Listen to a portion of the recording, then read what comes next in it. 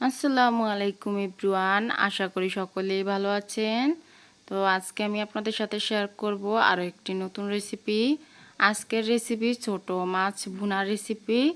তো ছোট মাছ কাটা, তাই আমরা অনেকেই খেতে চাই না।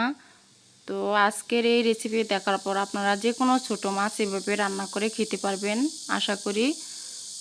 তো এখনও যারা আমাদের চ্যানেলটিকে সাবস্ক্রাইব করেননি, প্লিজ আমাদের চ্যানেলটিকে সাবস্ক্রাইব করা দেওয়ার অনুরোধ রইল। তাহলে চলুন দেখে নেওয়া যাক রেসিপিটি। এখানে আমি টমেটো নিয়েছি, টমেটোগুলোকে ভালোভাবে ধুয়ে তারপর কেটে নিয়েছি এভাবে সাইজ করে।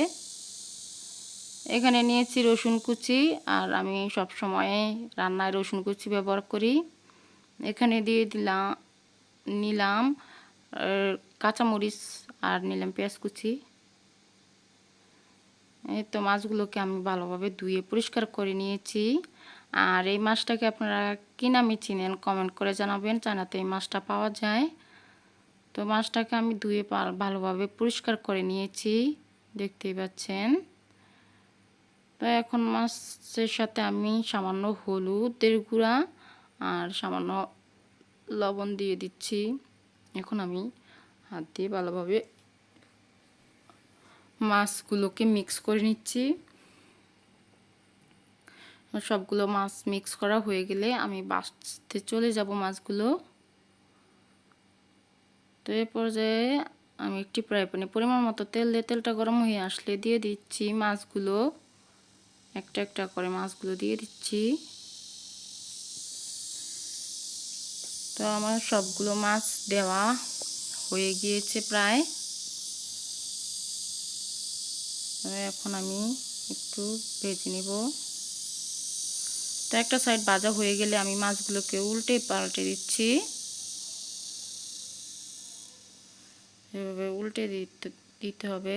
আপনারা যে কোনো ছোট মাছ এভাবে ফ্রাই করে তারপর ভুনা করলে খেতে কিন্তু ভীষণই মজার হয়, আর কোনো রকম কাটা থাকে না। কাটাগুলো একেবারে নরম হয়ে যায়, খেতে কোনো রকম অসুবিধাও হয় না। আপনারা যারা ফেসবুক পেজ থেকে দেখছেন, প্লিজ আমাদের পেজটিকে ফলো এবং লাইক করে দিবেন। এখন এই পর্যায়ে আমার মাছগুলো ভাজা হয়ে গিয়েছে, এখন আমি মাছগুলোকে তুলে নিলাম। এ পর্যায়ে একটি হাঁড়িতে পরিমাণ মতো তেলটা গরম হয়ে আসলে আমি দিয়ে দিলাম রসুন কুচি। এখন রসুনগুলোকে একটু ভেজে নিয়েছি, কাঁচা গন্ধ চলে গেলে অ্যাড করে দিলাম পেঁয়াজ কুচি। এ পর্যায়ে দিয়ে দিলাম মরিচ। এখন আমি সবগুলো উপকরণ বেছে নিব কিছুক্ষণ।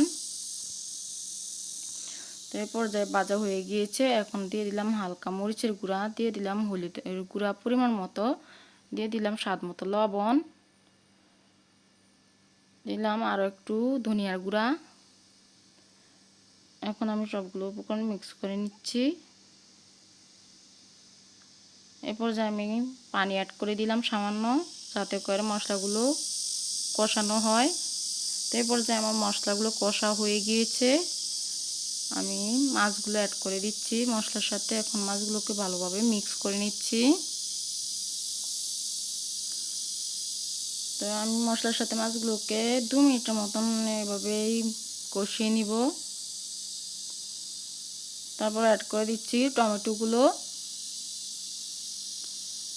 এখন টমেটোগুলোকে আমি 1 মিনিটের মতন এভাবে কষিয়ে নিচ্ছি মাছের সাথে।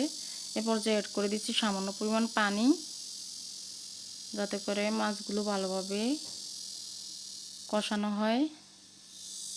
এই পর্যায়ে ডেকে রান্না করে নিয়েছি, দেখতে পাচ্ছেন। এই পর্যায়ে সবগুলো উপকরণ ভালোভাবে কষানো হয়ে গিয়েছে আর সেদ্ধও হয়ে গিয়েছে। তো এই পর্যায়ে আমি নামিয়ে একটি সার্ভিং বলে আপনাদেরকে সার্ভ করে দেখাচ্ছি।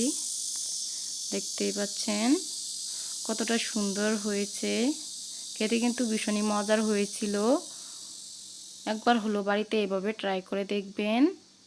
আশা করি এই ভিডিওটি আপনাদের সকলেরই খুবই ভালো লেগেছিল। যদি ভালো লেগে থাকে তাহলে আমাদের চ্যানেলটিকে সাবস্ক্রাইব করে দিবেন এবং পাশে থাকা বেল আইকনটি অন করে দিবেন। এতে করে নতুন কোনো ভিডিও আপলোড দেওয়ার সাথে সাথে আপনার কাছে নোটিফিকেশন চলে যাবে। আর যারা ফেসবুক পেজ থেকে দেখছেন তারা আমাদের পেজটিকে ফলো এবং লাইক করে দিবেন।